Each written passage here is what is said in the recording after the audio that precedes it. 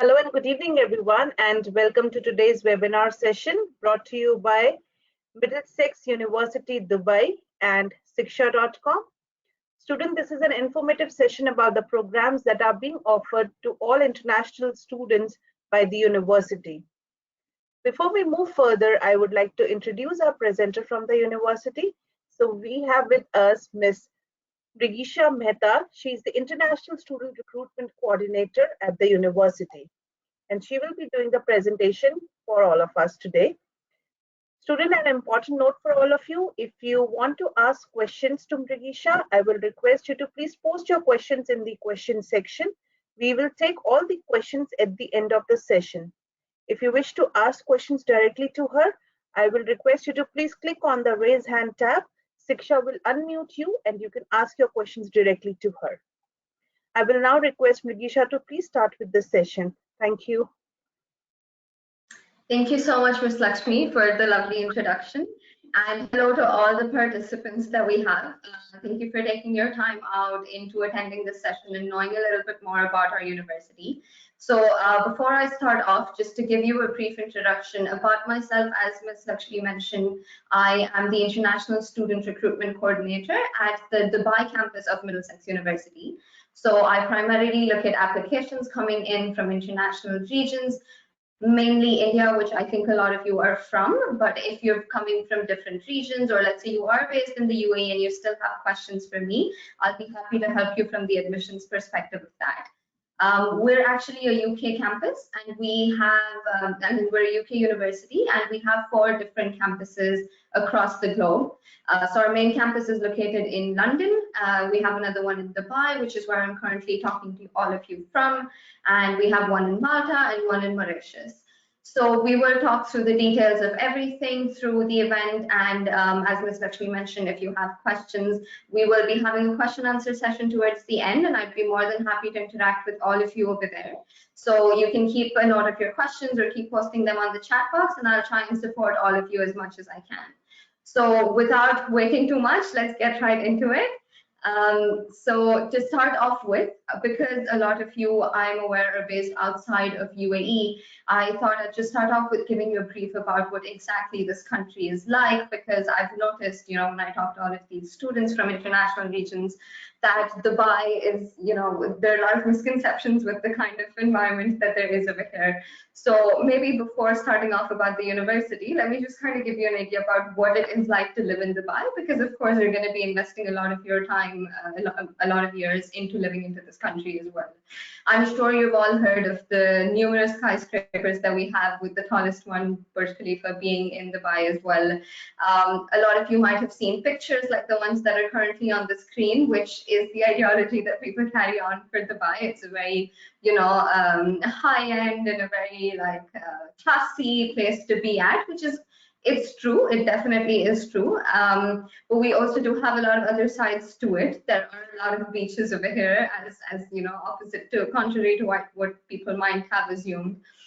We do have a lot of other places that you can visit, and I really, really hope that when all of you do come over here, you have a chance to visit them and, make the most out of your whole experience over here. We are also currently organizing the Expo 2020, which, because of the COVID, we had to push it on from mid-2021 up until right now, and it's going to be open until March 2022. Now, because a lot of you would be looking at our future intakes, let's say the one that we have next starting in September, or the one even after that, unfortunately, the expo might not be open at that time. But if any of you are over here, or any of you are planning on traveling, I 100% recommend visiting this place. We have a lot of pavilions, a lot of sustainability and development ideas that are definitely going to push Dubai in the right direction. But the way that it can help all of you, the ones coming here in the future, would be because it's definitely creating a lot of opportunities. I'm sure a lot of you are looking at employment opportunities right now, which would be a very important consideration for most of you. There are a lot of spaces and developments happening, and this is definitely a boost in the right direction. So I really hope a lot of you get a chance to visit this. Moving on to the university and who we are. So as I gave you a brief already, we are mainly, our head campus is in London, but the Dubai campus, if I was to talk exclusively about us, we still have over 3,800 students enrolled with us currently, and we're looking to expand. We have a lot of different programs that we offer that range from foundation programs, undergraduate courses, and postgraduate courses, and we will be getting into details of that in the coming slides as well. So here are just some points for you to see why, what are the features that we offer, why you might want to consider the university, and just some steps into an easy process of admission.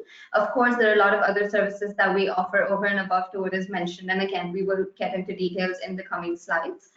Now, again, you might have noticed 2 slides ago, we did mention that we've won a lot of awards. One of the biggest ones being the 5-star rating from the KHDA. For those of you who don't know, KHDA is actually a government authority in Dubai that regulates the educational sector. So we've gotten the highest 5-star rating from them, and we're looking to continue that. But we have a lot of other awards, and really the idea that I'm trying to share across through this is just the fact that we are very well recognized, even though we're just a branch campus. And we're globally recognized, and a lot of companies and a lot of higher educational sectors would have very high records for students coming from this university. Just to let you know, I can vouch for this myself because I have been a student here before I started working here, and that's why if any of you have questions, even from the student perspective, I'd be happy to answer them. I'm genuinely very passionate about the experience that I've had over here, and I'd be more than happy to share that with all of you as well. Now, as I mentioned, because we have over 3,800 students and we see a lot more coming in, we've very recently expanded from just the campus that I'm sitting at right now to having another campus in the Dubai International Academic City. So now we have 2 campuses within Dubai itself. The Dubai Knowledge Park campus, which is our main campus at the moment, is, I've attached a picture just for you to get an idea.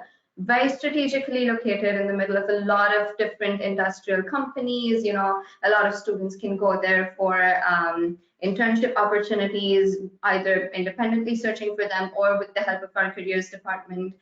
But yeah, we're also located very close to public transport, and it's a very convenient location to be at. We're in Dubai Knowledge Park, so we have a lot of other universities and other companies working within the same area.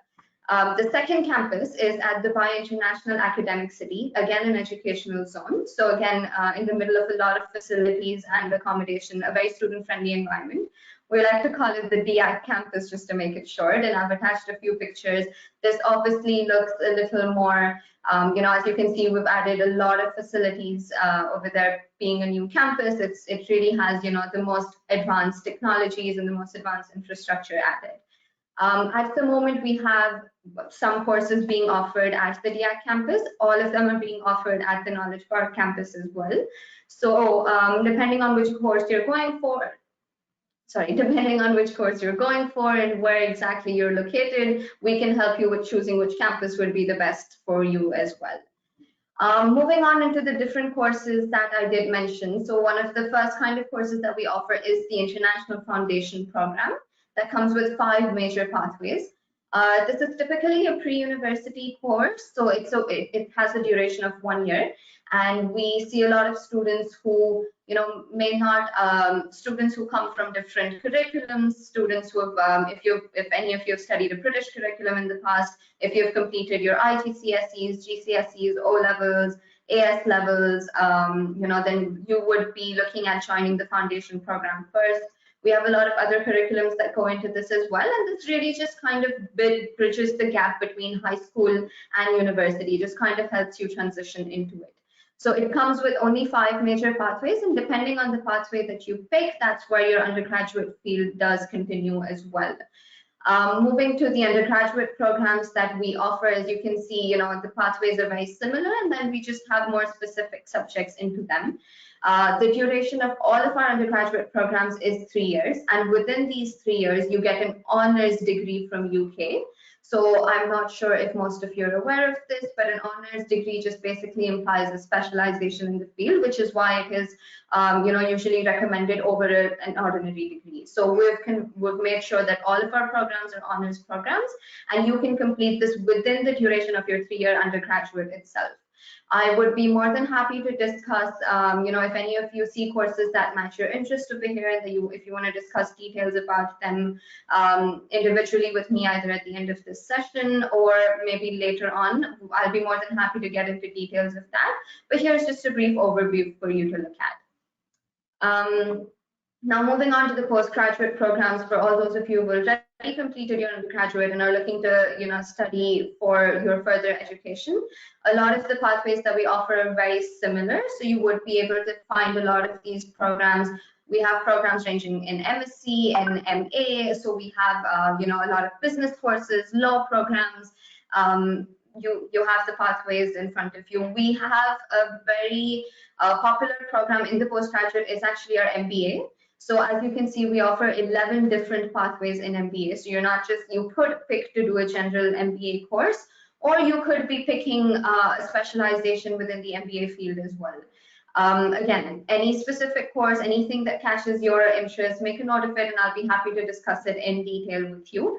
And we can discuss entry requirements and details as such accordingly as well.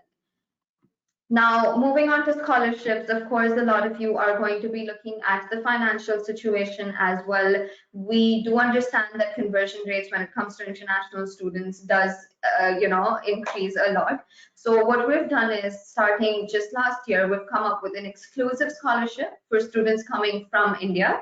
If you are coming from another region and you're listening to us, do message me where you're coming from, and I will try and see what kind of scholarship package we're offering for them. But at the moment, we are offering these basic scholarship packages for anybody who meets our entry requirements coming from India, Sri Lanka, or Nepal would be eligible for these scholarships. Depending on your application, if you are eligible for something higher, of course, we will guide you through that. We will give you insights into what best scholarship package there can be. Over and above to this, we also have early enrollment grants, that can be looked at if some of you are teachers studying and teaching in Dubai, which is one of the key entry requirements in our MA education programs. There would be scholarships for that as well. So it really does go on a case-by-case application basis. The ones that I've displayed right now are just, generic baseline scholarships. So when we discuss fees, the fees that you might see on our website might look slightly different, but we can talk about how exactly that will work out for you. We currently have an early enrollment grant specifically for international students of 8,000 dirhams as well, which comes with a limited validity. So the 8,000 grant actually is only valid until tomorrow. But if that is too soon for you to confirm your seat, if we still have some discussions to do, then these early enrollment grants, they're structured in a way that they keep reducing as we approach the start date of the intake, but you would still be eligible for some or the other grant over and above to what you're currently looking at on the screen. So I will really look forward to receiving your applications, reviewing them, and connecting with exactly what works out best for all of you on an individual level. Now, moving on to the accommodation, and these are things that I see very commonly asked among international students, again, because you're coming here for a matter of 3 years if you're coming for undergraduate, 1 or 2 years if you're coming for postgraduate classes. Of course, you're choosing a living experience as well, not just your course, right? Which is why we've partnered with the Marriott Dubai, which is a student accommodation facility in Dubai. As you can see, there's just a few, the ones that you see on the screen is actually just a small list of the many facilities that they offer. I will share across some pictures with you in the coming slides as well, and I can talk to you about the rents over there as well. So any student who comes with, who is either coming as an international student or even students who are living here who wish to live independently would be directed to the Marriott Dubai. And yeah, as I mentioned, here are some pictures. So it's not just a living facility, you know, it's a lot more than that. It's really a place for you to actually unwind and just stay and, you know, have a really good experience at. There are libraries as well for you to focus on your assignments when you are rushing into that season as well. Because we were discussing rents, the rents right now are I've put them in dirhams and rupees. Of course, depending on conversion rates, they might change a little, but the prices for a month at the Marriott Dubai are fixed. These are paid directly to them.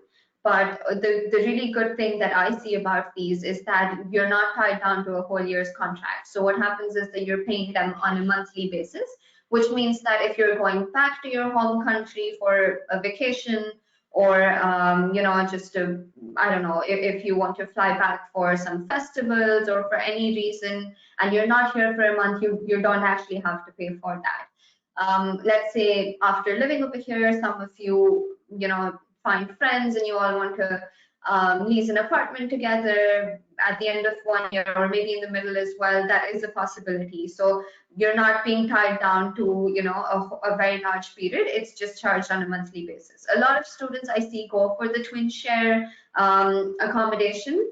But if you do want to go for a single room or a premium single room, then the prices increase accordingly. Another service that we do offer is the student visa. Again, because most of you might be coming from outside the country, you could be here on our student visa as well. Again, I've mentioned the prices in dirhams and in rupees just for convenience. So when we say that we offer you student visa, it's not just the visa that you're paying for. You're also paying for Emirates ID, which is the local residence card over here, mandatory for anybody with a permanent visa. Medical insurance is included within this as well, something that's mandatory for all those living over here. And there is a visa deposit that is refunded to you at the end when you're canceling the visa. So all of this is included in the price that you see. And yeah, again, you know, when we discuss your applications on an individual level, I will be happy to discuss the procedures in detail as well. We also have a free airport pickup service for those who are on our student visa living at our accommodation. So when you arrive over here, we make sure that the whole process is absolutely hassle-free. You can book all of this in advance. Everything can be sorted from where you're currently based. And when you come over here, you know, everything is just a smooth run. Moving on to the facilities that we as a university offer, the things that you see on campus. A lot of you might not be able to visit us at the moment because you're based outside, but I'll be happy to, you know, just kind of talk you through what it's like to be on campus. We have a team Middlesex, which is basically the student activities department. They organize a lot of events on campus, off campus, and these are, you know, based on sports. These are based on cultural activities. A lot of our students just participate in this. Some of them, most of the events are actually student-led. So, you know, you can take them on as leadership roles as well. Because I told you about, I've been a student over here myself, I know for a fact that being involved with Team Middlesex definitely enhances your student experience. It's really going to give you a lot more than just education. You know, it's definitely going to get you involved with a lot of activities that is, you know, only going to benefit you in the long run. So we have an Instagram page dedicated to that as well, and I've attached that just in case any of you want to go and search that in the future too. Moving on to the social clubs that are a part of Team MDX. So here are a few listed that we currently have. If you see something that matches your interest, you know, as mentioned, you can take up something as recreation. You don't have to be an expert at it already to join. You can start from a basic level. You can be participants to the events that they organize, or you can actually lead these clubs in the future as well. If you see something, I mean, if you have an interest in something that you don't see listed over here, our student activities department is actually very, very open to, you know, maybe starting a new club, and you can be the one initiating something like this. So we would be more than happy to add to this list as well.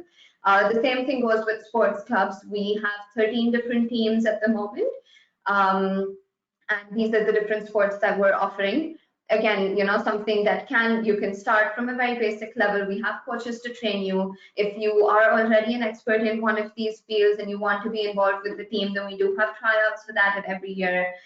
We also have, you know, you can start a new sports club as well if you are interested and if you're an expert in a field that you do not see over here. So really, we're more than happy to accommodate anything over and above to what we're already offering.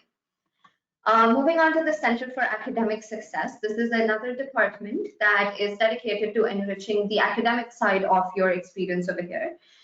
So I've listed down a few facilities that they offer, but on a personal level, I know for a fact that they're very accommodating with any kind of issues that you might be facing. They can go through your assignment drafts and help you make it more academic.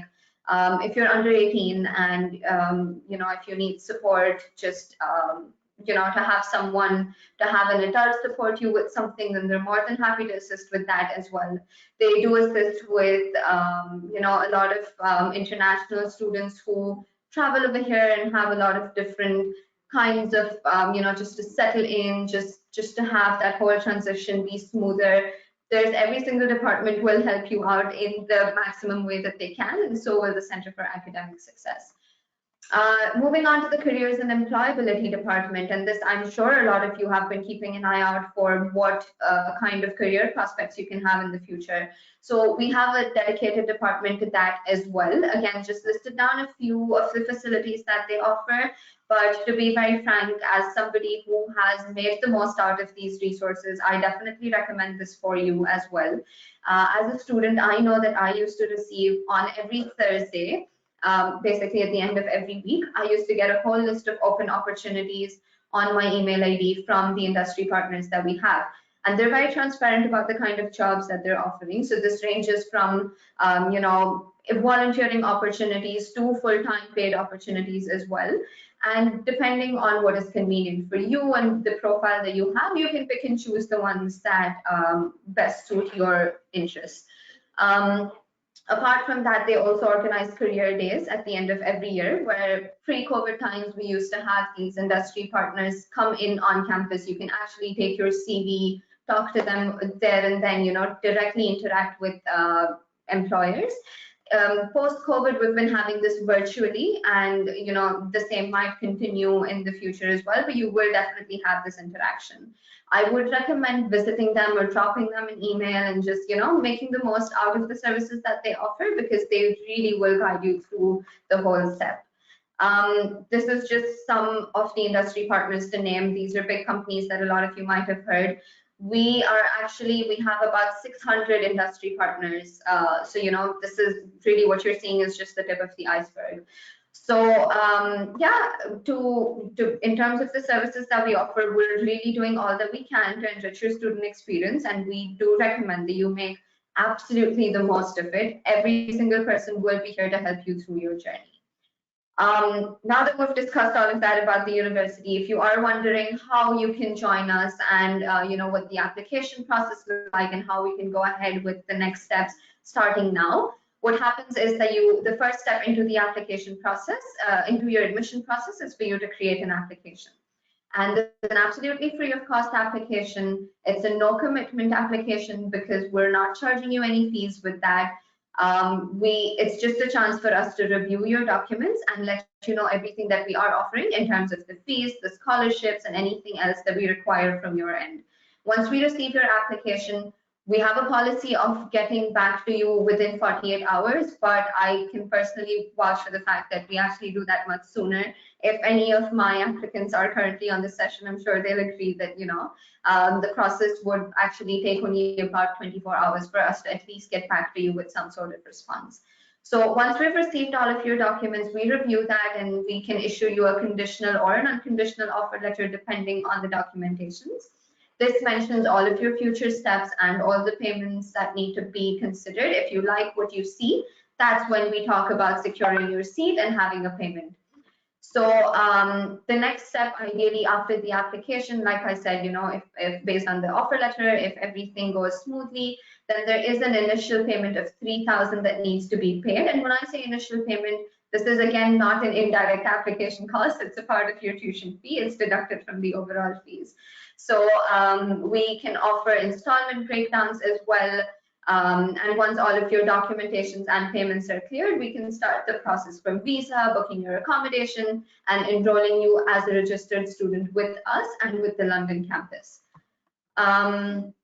So that's pretty much it to give you a gist about everything that we're offering and how we can go ahead. If you have any questions, because I'm presenting, I cannot see the chat box at the moment, but if you've typed anything over there at the end of this, I will be able to, just go through the questions in the chat box and help you out with that.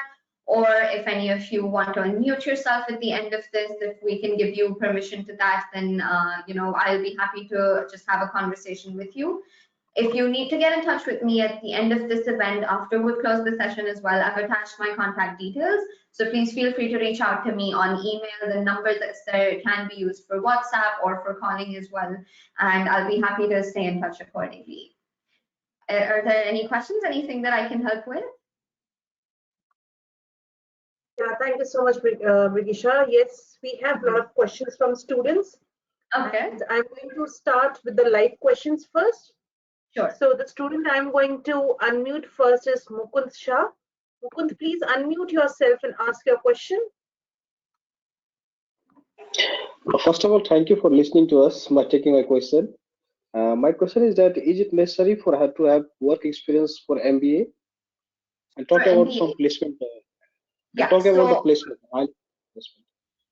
Yeah, so for the MBA program, now a lot of our master's programs don't have the work experience requirement, but MBA is a program that does have that requirement. So we require minimum 2 years full-time work experience after your graduation to be able to join the course.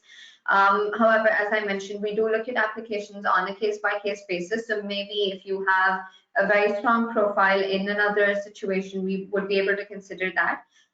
To be very transparent with you, the reason that we have this is because the program is structured in a way that your assignments and the kind of terminology that would be used in the class would be in a way that you can implement that in your workplace as well. So it's just the MBA program specifically can be a little intensive, which is why we need to make sure that the students are able to catch on to that. If you are a fresh graduate and you don't have this 2 years work experience requirement at the moment, but you're still looking to start your postgraduate studies, then we can consider, I can suggest alternate courses to you as well in the business field, depending on the background that you have, because those don't have a work experience requirement. In fact, a program that's very close to the MBA is the MA in International Business Management, which is specifically designed for fresh graduates, and it has a very similar structure, but in a way that it's more suited for students who don't meet this work requirement criteria. So definitely we can discuss other options as well. And the second thing I believe you asked was about placements. So when it comes to placements, the careers department that I spoke to you about is actually, as I mentioned, they organize career days at the end of every single year. So if through the year, if you have already gotten a chance to connect with them and maybe book sessions with them, they will be able to guide you through the year. You don't have to wait till the end of the year for the career day. But if you do attend the career day as well, you can actually take in your CVs with you, have a one-on-one conversation with the employers, and then of course the final decision would be between you and the employer. But we will give you all the means with that process. And another thing that I forgot to mention actually is that all of our postgraduate courses, the classes only take place in the evening, whether it's a full-time program or a part-time program that you're looking at. The classes only start from 6:30 p.m. Dubai time, which means most of you have the option to work during the daytime. If you have a job already, or if you start a job midway through the year, if you're able to balance your education along with your work experience, the timings will definitely be in your favor. I hope that answers the question. Yes, thank you. And one more question. Does this university have mastered in electrical engineering? Sorry? Does this university have masters in electrical engineer program? Masters in electrical engineering is not the name of the specific course that we offer. However, I think the subjects that you might be looking at would be covered in one of the programs that we offer, which is MSc in engineering management. We also have a lot of programs in, if you're looking specifically at robotics, data science, network management, then those also would kind of include details in the course that you're looking at. So we do have a wide range of science and technology-based postgraduate programs. MSc engineering management also need work experience or not? No, and engineering management does not have a work experience requirement. But we do consider your undergraduate grades, and we do consider your whole profile to be able to check the entry requirements over there. Okay, thank you. No worries. Thank you so much, Mukund, for your question. I'll move to the next student now. I am going to unmute Vijay Jagannathan. Vijay, please unmute yourself and ask your question. Hi, thanks for unmuting this. Vijay here. Okay, so Hi, I Vijay. I would like to know yeah, hi. I would like to know if you have a MSc in FinTech program. FinTech, are you referring to finance-based courses then? Yeah, financial technology, yes. Okay, so again, that's not the name of the specific course that we offer, but we have courses in the accounting and finance side. We have courses in business that can match, I think, that would match the subjects that you would be looking to study. So let me just see if I can actually show you the list of programs again. It is on the website as well. And if you can just drop me an email or a message, and this is for everybody actually, if you want to get details on the programs that we're offering. We do have a lot of finance-based courses. We do have a lot of investment-based courses as well. So I think that would match the subjects that you were looking to join. Okay, so what is the difference between Middlesex University UK and Dubai? So we are one company, we are the same university, it's just the branches that are different. However, the UK campus does have, its own separate admission process, and the scholarships over there might be different, the visa charges, those details would be different. But when it comes to the education side of it, the courses that we offer are also taught at the UK campus. So what happens when you graduate, be it from a postgraduate course or an undergraduate or the foundation program, when you graduate from either of the campuses, Dubai campus included, your degree is directly issued from the London campus. So nowhere does it say Middlesex University Dubai at the end of your graduation. It just says Middlesex University because that's the London campus. So all the undergraduate students over here actually do have the option of taking a transfer to the London campus in their second or third year as well, if that is something that you're looking to join in terms of maybe just getting the experience and, just having the whole feel of living in UK and getting the UK qualification. But even if you complete your entire education over here with us, the teaching is exactly the same, the courses that we're teaching is the same, and the degree that you receive is the same. There's absolutely no difference in the experience. No, but I have one question. Like, say, in case if I'm going to take MSc in Middlesex UK, so I will get like 2 years of post-study work permit. Okay. Okay. So in case I'm going to take in Middlesex Dubai, I cannot do that, right? So we don't offer a post-study work permit, but what we do have, so the student visa that I mentioned to you is actually valid for 1 year. For those of you studying for a course for more than 1 year, it can be renewed, of course, for when you're a student with us. But so the visas are valid for 1 calendar year. But when we talk about the course duration, we say 1 year, but we mean 1 academic year. And 1 academic year is ideally shorter. So starting in September, let's say if you're starting the course in September, you start off your classes by mid-September, and then you have completed the teaching for postgraduate. The teaching ends by July, and then it's just about your assignments. So you still have your visa valid up until the next September, which gives you a chance to still be on our visa, but find other companies. Now, what I do notice with a lot of students as well, if they find a job opportunity in the middle of the year through their study, you can always request the employer to have you on an employment visa there and then, and you could cancel the student visa as well. We don't have a requirement of you having to be on our student visa. So you could get this employment visa directly from the employer while you're studying or right after you graduate, depending on when you find the job as well. Okay, thank you. No worries. Thank you so much, Vijay, for your question. I'll move to the next student now. I'm going to unmute Kalyan. Kalyan, please unmute yourself and ask your question. Hello. Actually, I have a small query. So actually, I'm planning to apply for UAE University. Okay. So in the requirements, they're asking for equivalency letter from the Ministry of UAE. So is there any requirement for this university also? No. So what?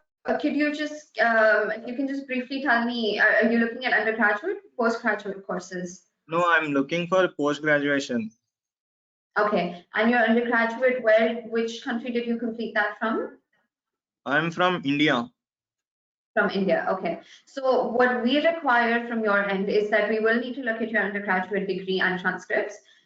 If the university is recognized with us and if you meet the entry requirements of that particular course that you're looking at, then we would not require an equivalency certificate as such. We would mainly just be looking at the official degree that's issued and the transcripts that come with it. Of course, they'll be on the letterhead, and that would be sufficient for us. Okay, so how can an individual know that the college is recognized by your institution, so and someone So like college? So you can, when you place the application with us, each application is reviewed on a case-by-case basis. Applications coming from India will directly come to me. So there's a very high chance that I will be your admission counselor. I will review the documents and I would just, make sure that all the things are in order. If there's anything that's not, then I will connect with you, let you know what else is pending from your side. And if everything goes well, then you get an offer letter. This offer letter basically indicates that you do have the chance to join our university. If it's a conditional offer letter, it'll just state what else we need from your end to be able to have you enrolled as a student. So we will look Okay. into that. We will guide you through that process. Really, the basic thing is just for you to create the application and mention or submit whatever documents you can, and just give us the chance to see where exactly we can fit you in. Yeah, okay. And one more, so actually IELTS is accepted for outside UAE also. I mean, in the list of English requirement, they are like they are saying that some of the centers only. So is there No, so any? No, for Middlesex University, I'm not sure if you are looking at these requirements on our university website. But what we require, we do have English proficiency requirements. We do consider high school, depending on which curriculum you're coming from. If I talk about the exams that you need to give, then yes, we do consider IELTS academic. We also consider, and we don't have a specific center requirement for IELTS academic.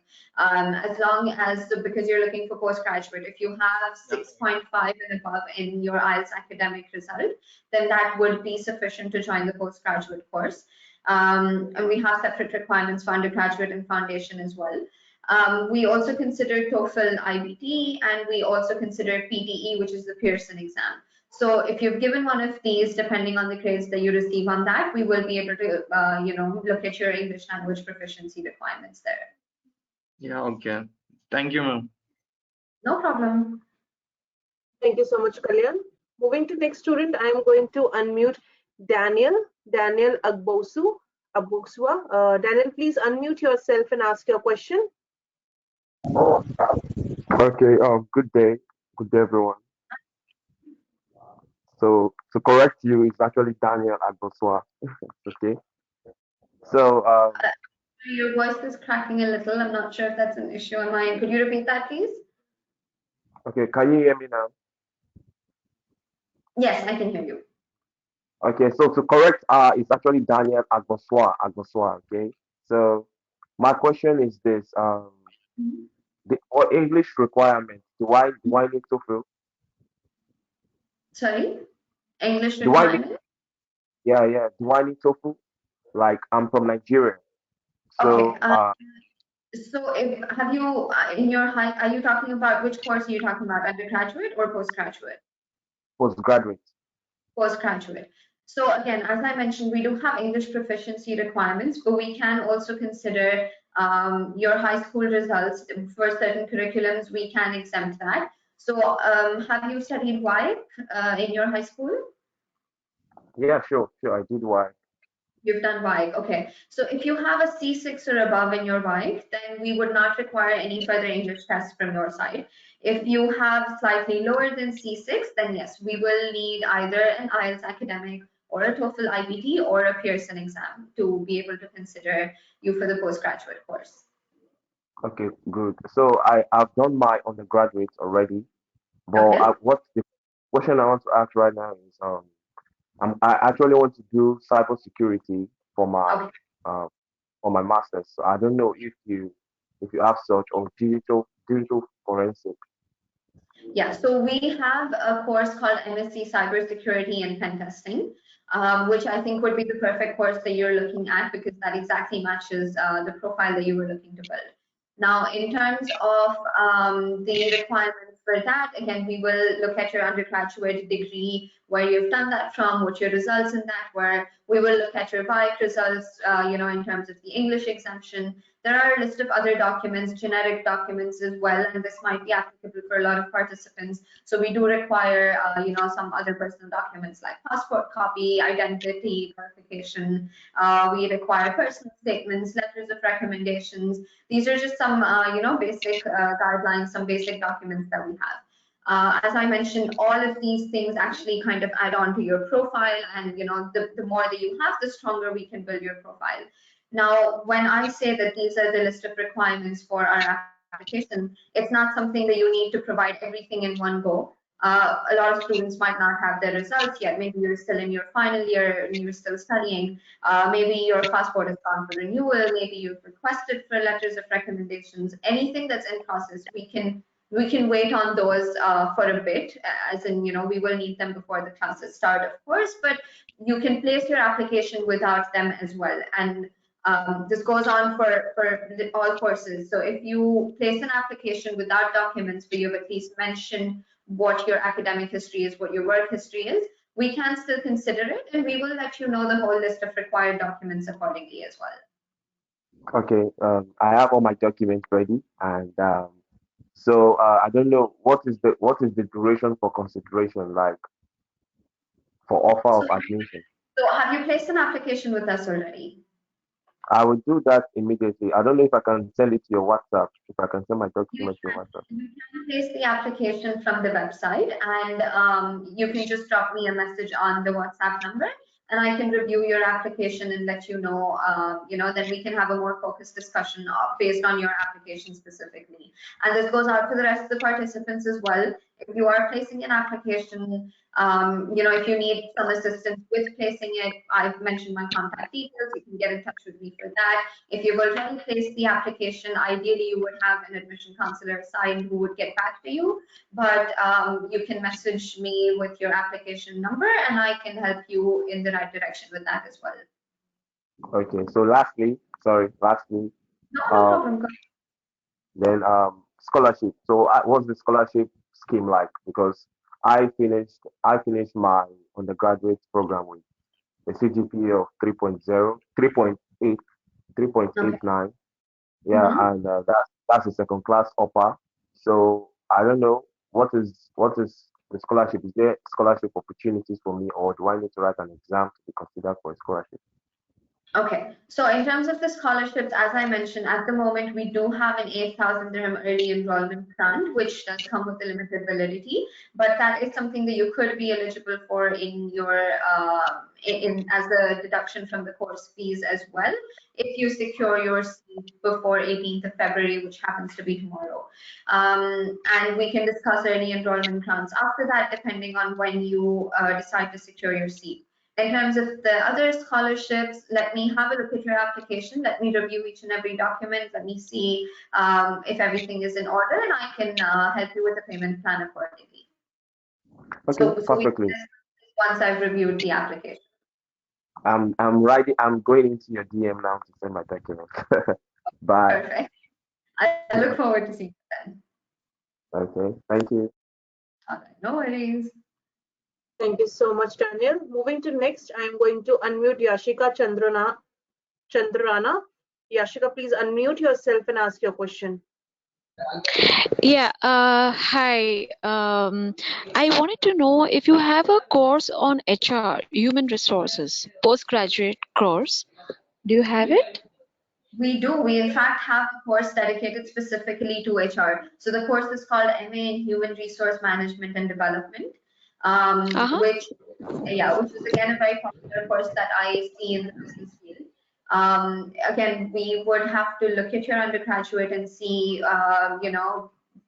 how exactly the entry requirements for that will be. The list of documents remains very similar to what I've mentioned previously. and we would Okay. be happy to consider you for that program. Okay. See, actually, I was, trying for an university in UK, and I just came across this mail today, and I've come online. So Mhm. I wanted to know, just trying to compare. Mhm. Would it be feasible for me to apply over here rather than, going to UK? This is actually for my daughter, and she's a graduate, and like now she wants to further studies. She wanted to study in HR. So Okay. I wanted to check if Dubai is a little cheaper than UK. I'm so sorry to ask, but then that's the fact we're looking out for. So can you please help? Can you help? Of course, no problem. So when it comes to the fees, it would really depend on the course that, the university that you pick, even in UK. But if you're Mhm. talking about cost of living, then again, it would depend on a lot of factors. But yes, Dubai is, Okay.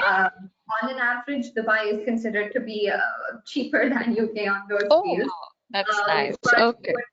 and yeah, but again, so what I see a lot of international students preferring, and this is, I'm not sure if your daughter is based in India or no at the moment, but because most of my interactions are with students over there, the ideology that I see with a lot of these students is that Dubai is definitely much closer location-wise as well. So Yes. the commute is easier. The kind of culture of Yes. it, and to be very frank with you, as somebody who's lived here, not just as a student, but somebody who's lived for a very long period of time. There is a lot of, there is a very big expat culture over here, and a lot of Okay. these expats come from Asian backgrounds, India included. Okay. And in terms Okay. of the environment, it is similar to home, but yet a different kind of experience. So I Right. think Right. that people consider. And that's why they prefer a location like Dubai. In terms of the degree and the education, because you're receiving a UK degree at the end of it, like I mentioned, it doesn't say Middlesex University Dubai anywhere. It just says Middlesex University, which implies the London campus basically. It is, it's just basically issued from our UK campus itself. So because there's absolutely no difference in the degree that you receive, I do see Uh-huh. students moving more towards Dubai, but of course it would be an individual choice, and a lot of other things to consider as well. So and this is just something I've noticed. Oh, great. Actually, I would really prefer this if, we would like to opt for a course, but then if something is cheaper and then in the end you're getting a degree of UK, definitely I would want to opt for this. My last question was about the job opportunities. Mhm. How can you help in that? Do my daughter, if after the course, is there any placement guaranteed, or you would just try and help her? So we have the careers department actually can help them with every process because, the ultimate decision would be between your daughter and the employer and how they want to go ahead with it.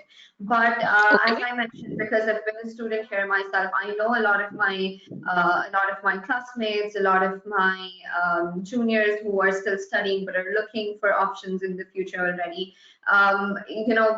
We do have very, very good placement. We have a lot of big companies that our students get placed at. We have a lot Oh, of great. students, if they're not, if they're not looking to be placed immediately, then they get accepted into universities, to build their profile even more with even higher education as well. So I Okay. don't really see a post, at the end of the graduation, it's becomes really easy for them through this.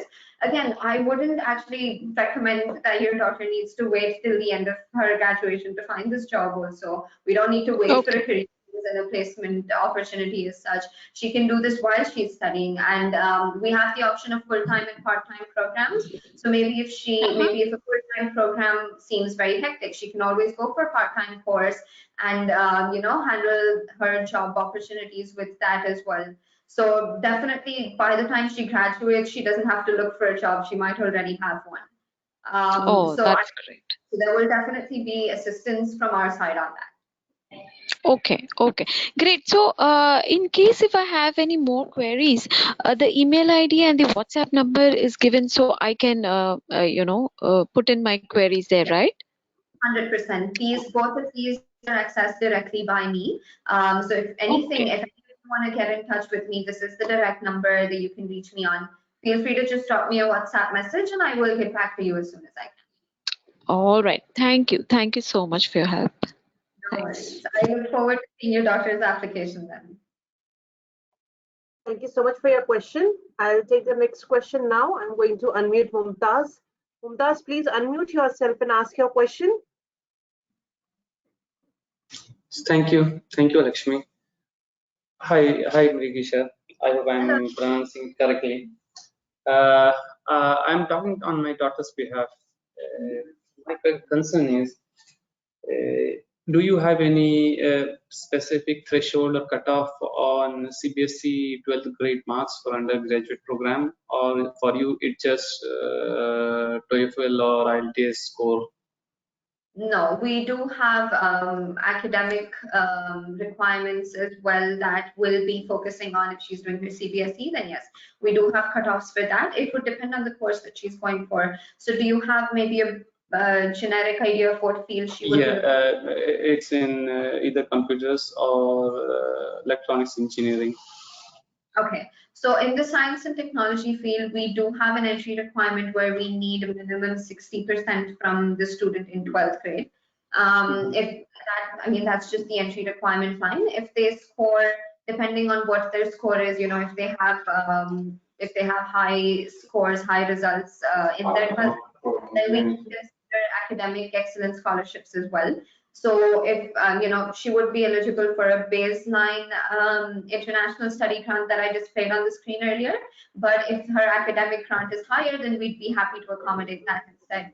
So CPSC, we will be looking at her overall result. We will also be looking at, because it's a science and technology based course, her English and math scores would be considered as well. If it was some other course, we might be looking at some other subjects just for the general knowledge of all the other participants. Specifically for Muskan, we will consider her math and English results. Again, if she scores above 65 in her English in 12th grade, then we don't have an extra IELTS or TOEFL or English exam requirement. So that can be exempted based on her high school result. And yeah, we will need other documentations like her 10th grade results and a few other documentations, but this will be our criteria.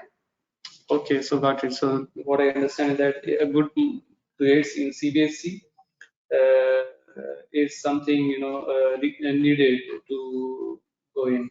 Second thing was you just mentioned something on some kind of grants or assistance. I don't remember exactly the word, but say she gets more than 80, and then so you have some kind of grants, scholarships, or assistance like that. Yeah, we have scholarships. So the scholarships that I displayed on the slide earlier, which included a 25% undergraduate international study grant. Yeah, I remember. Yes, no, I remember. That's Yeah. the baseline scholarship. Right? So any student who meets the entry requirements coming from India or Sri Lanka or Nepal, if they meet the entry requirements, then because they're an international student, we give them this 25% grant. But if they score higher in their CBSE results, then this 25% can be increased all the way up to 50%, depending on exactly what her score is. So we have slabs for that, and I'll be happy to discuss that with you on a more individual level, based on the results that she receives. But this 25% can increase to 35, 40, 50, depending on what her result is. Got it. Excellent. That's good. So that gives me a good, indication. So to pursue further. Next question was on the. Okay, frankly speaking, I never thought of sending my daughter to Dubai for studies. I was always looking over, say, US, Canada, or some other countries. Definitely not Dubai. Personal. I mean, this is my personal opinion. Now, my question was. Can I ask you this question? How does Middlesex Dubai campus differs from Middlesex UK campus in terms of, say, employability? Okay, in terms of employability, now again, the whole UK market, the UK job market is very different from what the Dubai job market would be. Because we are organizing Expo right now, the predictions are that the job opportunities are only going to increase from here. So that really, and that's the reason that I included the Expo slide, even though I think a lot of you are going to be visiting, after the Expo is already over. But the reason that I included that was to show the futuristic nature that Dubai does have. So I really wouldn't be able to comment on what the employability is like in UK, but I can give you a fair idea of what it's like over here. Now, when students graduate from an undergraduate course, I personally know this again as a student myself. We have, like I mentioned, when I say 3 years, we mean three academic years, not 3 calendar years. How our undergraduate course looks like is September up until April is when the classes happen. April to May, mid-May, maybe at max early June, most of the exams would be over depending on the exam timetable, which gives them a very big gap to actually, before they start the next year, they have this really huge gap where a lot of times maybe students just think that they're going to, relax, go home, go on a vacation, have fun. But almost every single student picks up some or the other internship opportunity over there because they're talking to, by then they've built their network with their classmates, they've spoken to their professors, so they'll already have a few common names of companies that are looking for internship opportunities. Over and above that, we have the careers department to help, of course, who will assist in the process. But these are things that automatically come to them because of the kind of environment that they're in. So because your daughter is, because we're talking about undergraduate studies right now and not postgraduate, I wouldn't even, I don't think by the time most of our undergraduate students, by the time they've completed their 3 years education, they're really not fresh graduates in terms of experience. They've had some or the other internship, some volunteer. A lot of them do take up full-time jobs as well if they're able to handle their studies along with it, and we don't have a problem with it. We're more than happy to have our students grow that way. So definitely these opportunities are there. There are a lot of chances, there's a lot of time, and the course is structured in a way that these students do take out time for extracurriculars and for job prospects. So that means, can I say this way? Does the university stresses or strives to ensure that each of their undergraduate student gets an internship or say employment opportunity? Because I mean, I'm asking this question. Basically, I'm from India, from Bombay. So there, I have seen that colleges are like they're just churning out degrees, and when the time comes for employment, the students are not employable. So, and even there is no effort in terms of getting internship also. So I just want to know, I mean, how the internship scene is over there, or say placement scene is there. I mean, do these companies come there, or the university has some kind of programs or coordination with them that they come and they place this? In terms of percentage, I mean, in terms of numbers, I may ask you this way: how many people were employed after graduation, or how many people got placements before the end of the final years? Yeah. So this is like to get me an idea. Of course. So what happens is, and I completely agree. Because I know what the Indian education system is like, because I've spoken to students from there, because I'm from India as well, and that's why I know what the situation over there looks like. I agree, it's very different from the kind of nature that we have over here. Not just in terms of, so when you say if we have the mindset of pushing people towards internships, our course does not require it. We don't have a specific, like to graduate, you need to have this internship or something. We don't have that, but the environment in the university, the kind of progress that you see between students, and because I've been a student here myself, you will see pretty much everyone trying to pick up on these kind of internships, and that will make you want to do that as well. And that is the kind of nature that we build in the university. Professors are guiding you through it all through the year.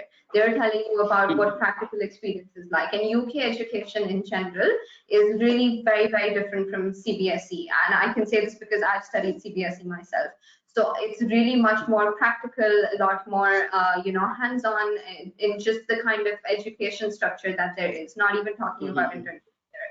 So definitely this whole kind of mindset and the whole kind of environment that she's going to be in is definitely going to make her want to take up a lot more positions, a lot more, a lot more practical experience on that.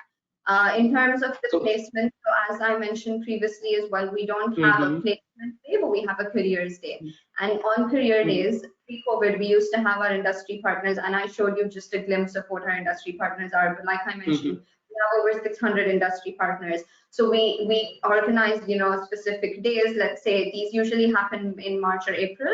Actually between February to April. So these, on one day, let's say on 1st of March, we have a business career day. So this is open to first, second, third year students, postgraduate students, everybody. And we have, companies that are looking to hire in the business and marketing side who come in, and these are the ones who are open to taking in students. So of course, we cannot promise which company you're going to land into, but we can help in making them 100% employable through the career department, where they can help you with mock interviews, they can help you with CV building, they can help you with a lot of these things, and also reaching and networking with these companies.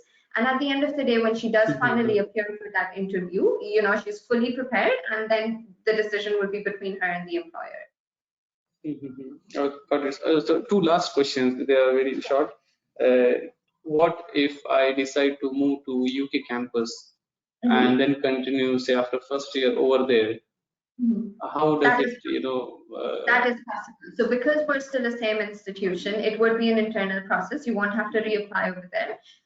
Transfer opportunities are there. If you do join us, then the requirement is that you need to complete minimum 1 year with us. But like you said, in her second year or in her third year, if she wants to transfer to the UK campus, there's absolutely no issue. It will be an internal process and we can assist with it. The only thing that you might want to be mindful of is that the scholarships don't continue over there, because then you're following their fee structure and their kind of, everything that they're offering, you're going to be following that. So the scholarships don't continue, but the education will definitely be transferred over there. And the reason why we do this is because, like I mentioned, if I was to take an example of business management marketing, which is one of the courses that we do offer, the exact same course is taught in London as well. So if I was to start that course year 1 today over here, and your daughter was to start that in UK, we're studying the exact same thing in the exact same week, in the exact same structure as well. So when you take a transfer, there's absolutely no gap in the studies. And that's why the degree that you get is also the same, because really, apart from the living situation, there is very little difference. So that's why the degree that you get at the end of it is also from UK. If you want to go there for the experience or for whatever reasons that you might have, the transfer will be taken care of internally. Okay, got it. So that's good. And the last one is, what are the higher studies avenues over there? I understand after undergraduation you got your post graduation, and that's all. I mean, you also have research in this campus, or it's only in UK? Or... Our particular university offers postgraduate as the highest, study option. But there are a lot of other opportunities over here, a lot of other universities that do offer, PhDs in research. Our London campus offers PhDs as well. So maybe after completing postgrad, if she wants to move over there and complete her PhD, that is an option too.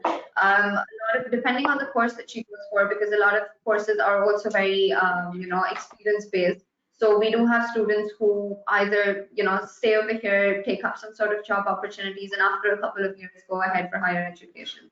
So that is a possibility as well. Okay, got it. That was a good explanation. Thank you. Thank you very much for the effort and explanation. No worries. If you still have further questions, any of you, as I mentioned, you can just drop me a quick WhatsApp message and we can have a more focused conversation there. Excellent. Thank you. Thank you for the offer. No worries. Thank you so much for your question. And with this, we have come to the end of the session. Students, we know that there were a lot of questions from the chat that we were not able to take, but do not worry. Your details will be shared with the university representative and along with your questions. So you will get an answer to your questions through email. Plus, you can see the contact details on your screen, and you can save these contact details of the university with you in case you want to get in touch with them directly, and they will be able to help you more if you get in touch with them. And I would like to thank Brigisha for taking out time today and doing this such a wonderful session for all the students. and I hope that this must have helped them in making their decisions clear, that where they want to apply for their higher education. And before we end the session, I will request Brigisha to please share some words that can really help students to, or encourage them to, apply to the university. Absolutely. First of all, thank you so much for being a great audience. I'm really glad with the kind of questions that came in. I could tell that there was a lot of constructive conversations over here. I'm sure the ones who weren't able to get their questions clarified still got a lot of insights based on the answers. I'm hoping you all did. I'm hoping the presentation was a big help. What I do notice, and a lot of you were very frank about this, Dubai is not very commonly considered a study abroad destination, and that was the kind of ideology that I was trying to change over here, because this is definitely very up and coming. It is definitely a place that people consider, do not consider as much, but are now, and I've seen this change myself in the last 2-3 years. This is definitely changing a lot. A lot more students are realizing the kind of environment that Dubai offers and why it might be good. So for some of you who joined in for the first time, not heard much about Dubai education before, I hope we could discuss that a little bit more. If any of you have any questions, as I mentioned, from the student perspective, not just, I am here as an admission counselor representative, and I hope I was able to, assist with all of that. But if any of you want to talk to me about what the student life is like, or what living over here is like, I'd be more than happy to assist you with that as well. I've been through this process myself. I've taken a lot of students through this process, and that's why I know what concerns generally come up. I try my best to try and clarify those for you, and I will with all of you as well. So please feel free to reach out. Let me know if you still have any hesitations, or if you don't have hesitations, but you're placing an application, just need any assistance in the process, please do reach out to me, and I'll be happy to stay in touch with all of you then. And thank you so much, Ms. Lakshmi, as well, for organizing this. Thank you so much, Brigisha, for this wonderful for that. And with this, I would now like to end the session, and have a great day, everyone ahead, and be safe and take care of yourself. Bye bye and take care. Thank you.